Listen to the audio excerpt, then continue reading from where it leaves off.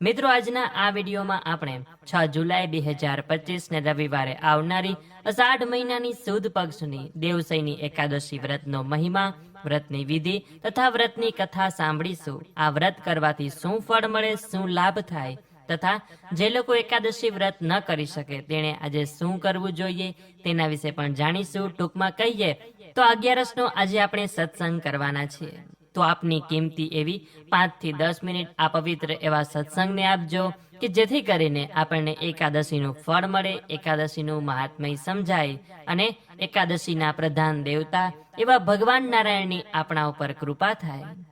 તો એકાદશી નિમિત્તે કોમેન્ટ સેક્શનમાં જય શ્રી કૃષ્ણ લખજો।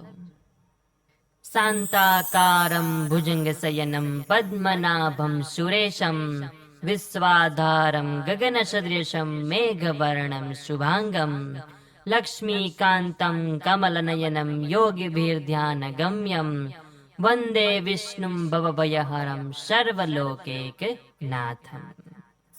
તો મિત્રો, દેવશયની એકાદશીના નામ ઉપરથી જ સમજાય કે આ દિવસે દેવ પોઢી જાય છે, એટલે કે આ સૃષ્ટિનું સંચાલન કરતા એવા ભગવાન શ્રી હરિનારાયણ 4 માસ સુધી યોગ નિંદ્રામાં પોઢે છે તથા આ એકાદશીથી જ ચાતુર્માસનો પ્રારંભ થાય છે।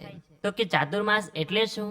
તો ચાતુર્માસ એટલે કે અષાઢ મહિનાની શુક્લ પક્ષની એકાદશીથી લઈને કારતક મહિનાની શુક્લ પક્ષની એકાદશી સુધીનો સમય। આ ચાતુર્માસ દરમિયાન કયા નિયમો લેવા, આ સમયગાળા દરમિયાન શું કરવું, શું ન કરવું તેના વિશે એક અલગ વિડીયો બનાવ્યો છે કે જેથી કરીને આપને એ પણ સમજાશે કે ચાતુર્માસનું શું મહાત્મય છે। તો હવે આપણે વિડીયોમાં આગળ વધીએ તો હવે આપણે વાત કરીએ કે શા માટે 4 મહિના સુધી ભગવાન યોગ નિદ્રામાં પોઢી જાય છે। તો આનો જવાબ આપણા શાસ્ત્રોને પુરાણોએ આપ્યો છે। પુરાણોમાં જણાવ્યા અનુસાર રાજા બલિએ પોતાની શક્તિથી 3 લોકો પર અધિકાર જમાવી લીધો હતો। ઇન્દ્ર ભગવાને ગભરાઈ જઈને જ્યારે ભગવાન વિષ્ણુ પાસે સહાયતા માંગી તો વિષ્ણુ ભગવાને વામન અવતાર ધારણ કર્યો અને બલિરાજા જ્યાં યજ્ઞ કરી રહ્યા હતા ત્યાં દાન માગવા પહોંચી ગયા। વામન ભગવાને દાનમાં 3 ડગલા ભૂમિ માગી ત્યારે બલિરાજાએ વિચાર્યું કે મારી પાસે તો 3 લોક છે, તો બ્રાહ્મણને 3 ડગલા જમીન આપી દઉં। ત્યારે તેણે હસીને અભિમાનથી કહ્યું કે જા બ્રાહ્મણ, 3 ડગલા જમીન આપી। ત્યારે વામન અવતારમાં રહેલા શ્રી વિષ્ણુએ 2 પગમાં તો ધરતી અને આકાશ માપી લીધું। ત્યારે બલિરાજાનું અભિમાન ઉતરી ગયું। તે વામન અવતારમાં રહેલ ભગવાન શ્રી વિષ્ણુને ઓળખી ગયો, પરંતુ હવે 3જો પગ ક્યાં રાખવો તે સ્થિતિ ઉત્પન્ન થઈ। ત્યારે બલિરાજાએ કહ્યું કે 3જો પગ પોતાના શિર પર મૂકે। આ રીતે શ્રી હરિએ બલિથી 3 લોકને મુક્ત કરાવી દેવરાજ ઇન્દ્રનો ભય દૂર કર્યો। પરંતુ બલિરાજાની દાનશીલતા અને ભક્તિભાવ જોઈને ભગવાન વિષ્ણુએ બલિરાજાને વરદાન માગવા કહ્યું। બલિએ ભગવાન પાસે માગ્યું કે આપ મારી સાથે પાતાળમાં ચાલો અને ત્યાં જ નિવાસ કરો।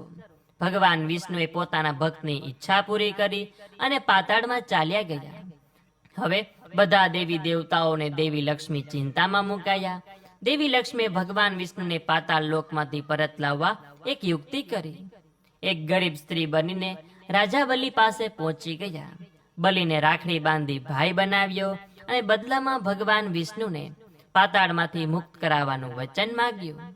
ભગવાન વિષ્ણુ પોતાના ભક્તને નિરાશ કરવા નતા માંગતા, એટલે બલિને વરદાન આપ્યું કે તે દરેક વર્ષે અષાઢ સુદ એકાદશીથી કારતક સુદ એકાદશી સુધી પાતાળ લોકમાં નિવાસ કરશે। માટે શ્રી હરિ વિષ્ણુ આ 4 મહિના યોગ નિદ્રામાં રહે છે।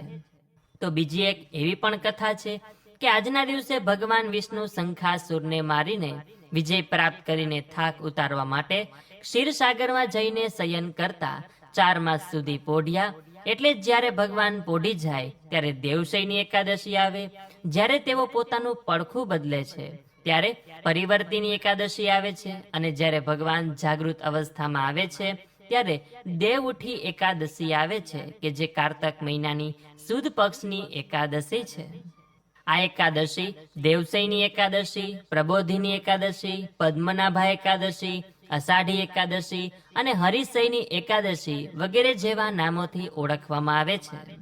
સાથે જ આ એકાદશીના દિવસથી મનગમતો ભરથાર મેળવવા માટે કોડભરી કન્યાઓ માટે મોળાકત વ્રતનો પણ પ્રારંભ થવા જઈ રહ્યો છે કે જેમાં ભગવાન શિવ અને માતા પાર્વતીની હૃદય અને ભક્તિભાવપૂર્વક પૂજા કરવામાં આવે છે.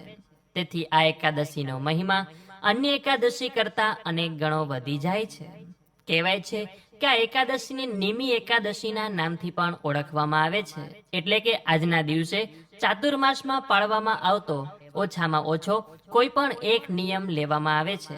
એટલે કે નિત્ય કોઈ પણ એક મંત્રની માળા કરવી, ભગવાનનું નામ લઈને જ ખાવું પીવું, કોઈ સાથે વાત કરતા પહેલા જય શ્રી કૃષ્ણ અને વાત કરી લીધા પછી જય શ્રી કૃષ્ણ અથવા કોઈ દેવી દેવતાનું નામ, નિત્ય હનુમાન ચાલીસાનો પાઠ કરવો, બહાર જઈએ ત્યારે ઘરના વડીલોને પગે લાગીને જવું, કોઈના ઘરે જઈએ ત્યારે તેમને પણ પગે લાગવું, કોઈ ખાસ ભગવાનનો સ્તોત્ર પાઠ કરવો, નિત્ય સવારે ઉઠીને સૂર્યદેવને અર્ઘ આપવું, સૂર્યદેવને અર્ઘ આપી લીધા પછી જ નાસ્તો કરવો.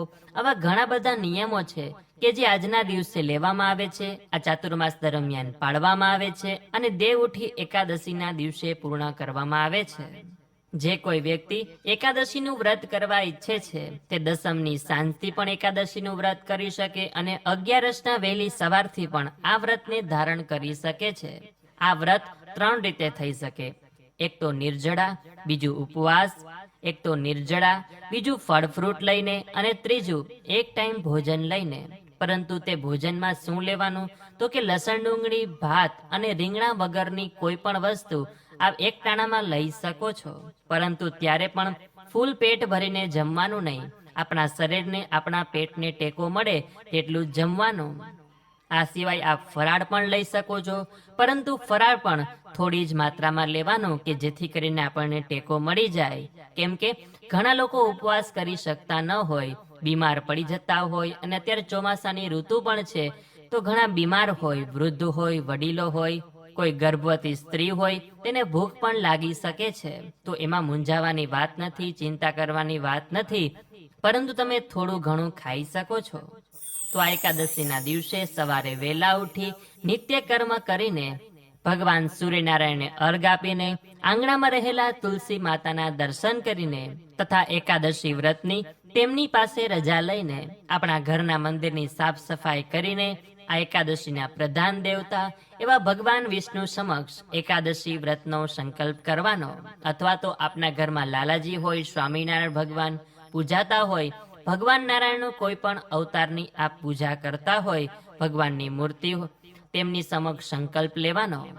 ભગવાનની મૂર્તિ હોય તો પંચામૃતથી, શુદ્ધ જળથી, ગંગાજળથી સ્નાન કરાવવું, સુંદર વસ્ત્રો પહેરાવવા તથા ભગવાનનો જો ફોટો હોય તો તેમને સ્વચ્છ કરીને તેમને હાર પહેરાવવાનો, ફૂલ અર્પણ કરવાના, તુલસી પત્ર ચડાવવાના, નૈવેદ્ય ધરાવવાનું, ભગવાન સમક્ષ ધૂપ દીપ કરવાના, ભગવાનને માખણ મિશ્રીનો ભોગ લગાવવાનો, 2-4 તુલસી પત્ર ભગવાનના ચરણોમાં અર્પણ કરવાના અને બાકીના તુલસી પત્રો પ્રસાદ જે ધરાવ્યો હોય તેમાં રાખવાનો.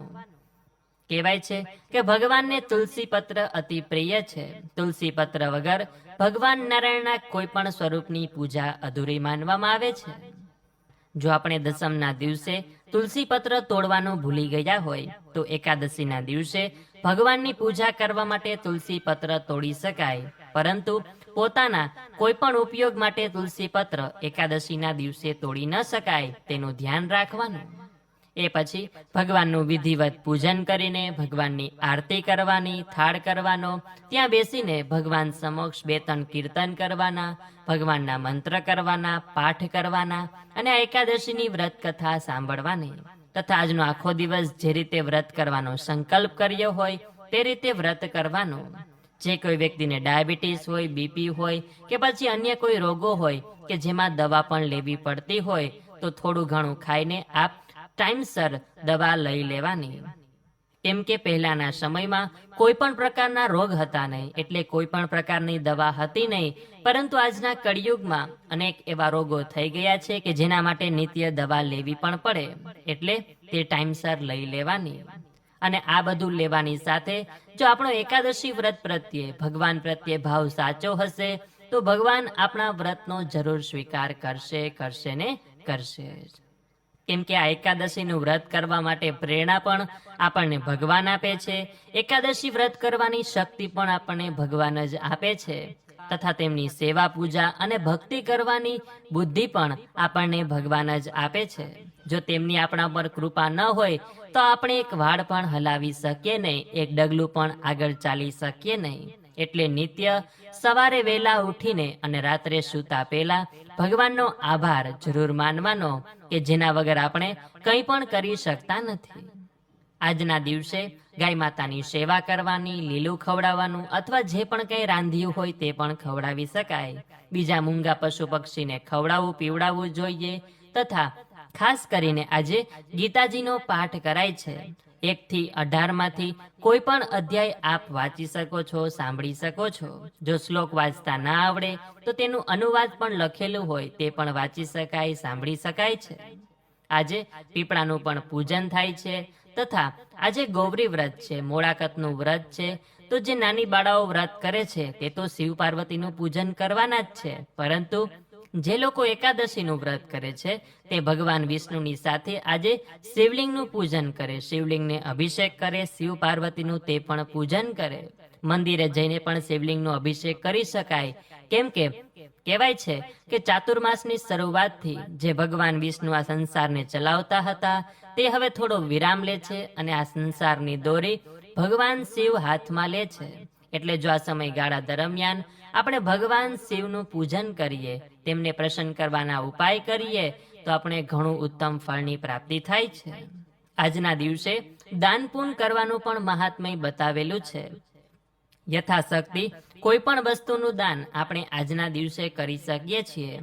જો આપણા ભાઈ બહેન કોઈની એવી પરિસ્થિતિ હોય તો તેને પણ યથાશક્તિ દાન પુણ્ય કરી શકાય છે. જરૂરી નથી કે બહારના ગરીબ લોકોને દાન કરવું. જે પણ આપણા સગા સંબંધીમાં એવું કોઈ વ્યક્તિ હોય કે જેની આર્થિક પરિસ્થિતિ સારી ન હોય અથવા તો કોઈ એવા દુઃખ હોય તો તેમાં પણ આપણે તેની મદદ કરી શકીએ છીએ, કે જે પણ એક પુણ્યનું જ કાર્ય છે. જ્યારે આપણે કોઈનું પણ નિસ્વાર્થ ભાવે સારું કરવા ઈચ્છતા હોય ત્યારે તે એક પુણ્યનું જ કાર્ય બની જાય છે. આ વાતને ખાસ ધ્યાન રાખવાની. તો આવી રીતે આજનો આખો દિવસ ભગવાનની ભક્તિમાં, સેવા પૂજામાં, સત્સંગ કરવામાં પસાર કરવાનો. બીજા દિવસે એકાદશી વ્રતના પારણા કરવાના, એટલે કે આ વ્રતને પૂર્ણ કરવાનું. વ્રતનો જે ઉપવાસ કર્યો હોય તેને તોડવાનો. ભગવાન સમક્ષ બેસીને આ વ્રતમાં થયેલી ભૂલચૂકની માફી માંગવાની અને ચણાના લોટની કોઈ પણ વાનગી ખાઈને આ વ્રતને તોડવામાં આવે છે તો વધુ ઉત્તમ છે. તો આ રીતે દેવશયની એકાદશી વ્રતનો મહિમા આપણા શાસ્ત્રોમાં લખેલો છે કે જે આપણે સાંભળ્યો. હવે આપણે દેવશયની એકાદશીની વ્રત કથા સાંભળીશું કે જેના વગર આ વ્રત અધૂરું ગણાય છે. તો હવે હાથમાં તુલસીપત્ર, ચોખા કે પછી ફૂલ રાખીને ભગવાનનું મનમાં સ્મરણ કરીને અમારી સાથે આ એકાદશીની પવિત્ર કથાનું શ્રવણ કરજો. તો બોલીએ શ્રી વિષ્ણુ ભગવાન કી જય, શંકર ભગવાન કી જય, એકાદશી માત કી જય. યુધિષ્ઠિરે પૂછ્યું કે હે કેશવ, અષાઢ સુદ એકાદશીનું શું નામ છે, તેના કયા દેવ છે, તેના વ્રતનો કેવો પ્રકાર છે તે કહો. આશ્ચર્યકારીણી કથા બ્રહ્માએ નારદને કહેલી છે. બ્રહ્માજીએ કહ્યું કે હે મુનિ શ્રેષ્ઠ નારદ, આ એકાદશીથી બીજું કોઈ વધારે પવિત્ર નથી. કષ્ટ વેઠીને પણ અષાઢ સુદ એકાદશીનું વ્રત પ્રયત્નપૂર્વક કરવું જોઈએ. અષાઢ સુદ એકાદશી પદ્મા એ નામથી પણ પ્રસિદ્ધ છે. તેનું વ્રત નારાયણ ભગવાનની પ્રાપ્તિ માટે કરાય છે. માંધાતા નામે સૂર્યવંશી રાજા હતા. તે સત્ય પ્રતિજ્ઞાવાળા અને પ્રતાપી હતો. તે ધર્મથી પ્રજાનું પાલન કરતો હતો અને તેની પ્રજા ધન ધાન્યથી સમૃદ્ધ હતી. પછી કોઈ એક વખત પાપ કર્મ ફળ ભોગવવાનો વખત આવ્યો. ત્યારે રાજ્યમાં પણ વર્ષો સુધી વૃષ્ટિ થઈ નહીં. તેની પ્રજા ભૂખે મરવા લાગી અને પ્રજા સાથે મળી રાજા પાસે આવી કહેવા લાગી કે મેઘરૂપી નારાયણ જ વૃષ્ટિ કરે છે, માટે સઘળા સુખ થાય એવો ઉપાય કરો. રાજા બોલ્યો, તમારી વાત સત્ય છે. અન્ન બ્રહ્મમય છે. સઘળા પ્રાણીઓ અન્નથી જ તૃપ્ત થાય છે. આમ પ્રજાના હિત માટે માનતાતા રાજા ઘોર વનમાં જઈ મુનિઓના આશ્રમમાં ફરવા લાગ્યો. ત્યાં બ્રહ્માના પુત્ર અંગિરા ઋષિના દૂરથી દર્શન થવાથી રાજા ઘોડા પરથી ઉતરીને હાથ જોડી વિનયથી ઊભો રહ્યો. તેને જોઈ મુનિએ આશીર્વાદ આપ્યા અને રાજાને કુશળ સમાચાર પૂછ્યા. ત્યારે રાજા પણ પોતાને આવવાનું કારણ મુનિરાજને કહેવા લાગ્યો. રાજાએ કહ્યું કે હે ભગવાન, હું ધર્મથી પૃથ્વીનું પાલન કરું છું, છતાં પણ મારા દેશમાં વૃષ્ટિ થતી નથી, તો પ્રજાના યોગક્ષેમનો ઉપાય બતાવો. ઋષિએ કહ્યું કે હે રાજન, આ સતયુગમાં ધર્મ 4 પગવાળો છે. આ યુગમાં બ્રાહ્મણને તપ કરવાનો અધિકાર છે, છતાં અન્ય કોઈ તપ કરે છે, માટે વૃષ્ટિ થતી નથી. રાજા કહે તો પણ વ્રત કહો કે જે કરવાથી ઉપદ્રવ શાંત થાય. ઋષિએ કહ્યું કે હે રાજન, અષાઢ માસના શુક્લ પક્ષની પદ્મા એકાદશીનું વ્રત કરો. આ એકાદશી સર્વ સિદ્ધિ આપનારી છે, સર્વ ઉપદ્રવનો નાશ કરનારી છે, માટે તમારી સઘળી પ્રજા સહિત વ્રત કરો. અને પછી જ્યારે અષાઢ માસ આવ્યો ત્યારે રાજાએ સઘળી પ્રજાની સાથે આ પદ્મા એકાદશીનું વ્રત કર્યું. તેથી તેના દેશમાં વૃષ્ટિ થઈ, પૃથ્વી જળમય થઈ, સારી રીતે અનાજ પાક્યું. આવી રીતે વિષ્ણુની કૃપાથી સઘળી પ્રજા સુખી થઈ. આ કથાના પાઠથી અથવા સાંભળવાથી સઘળા પાપો દૂર થાય છે. એવી રીતે બ્રહ્માંડ પુરાણમાં અષાઢ માસના શુક્લ પક્ષની પદ્મા એકાદશીનું મહાત્મય કહેલું છે. હે પ્રભુ, હે લક્ષ્મીપતિ નારાયણ, તમે જેવા માનદાતા રાજા અને તેના રાજ્યના લોકોને ફળ્યા, તેવી જ રીતે તમારું આ વ્રત કરનાર, કથા સાંભળનાર, વાંચનાર, લખનાર તથા આ વિડીયો જોનાર, સાંભળનાર સર્વ કોઈને ફળજો. આપના આશીર્વાદ તેમના ઉપર બનાવી રાખજો, કૃપા બનાવી રાખજો, એવી જ તમારા ચરણોમાં અમારી પ્રાર્થના છે. તો બોલીએ શ્રી વિષ્ણુ ભગવાન કી જય, શંકર ભગવાન કી જય, એકાદશી માત કી જય. તો મિત્રો, જે કોઈ દેવશયની એકાદશીનું વ્રત કરે છે અને ચાતુર્માસમાં આવનારી દરેક એકાદશીનું વ્રત કરીને દેવઉઠી એકાદશી સુધી વ્રત કરે છે, તેને આખા વર્ષની એકાદશીની વ્રત કરવાની જરૂર રહેતી નથી. વર્ષભરની દરેક એકાદશીનું પુણ્યફળ તેને મળી જાય છે.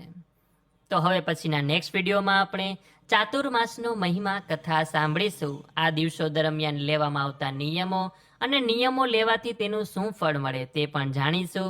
તો આપ સૌ લોકો અમારી સાથે તે સાંભળજો, એવી અમે આશા રાખીએ છીએ.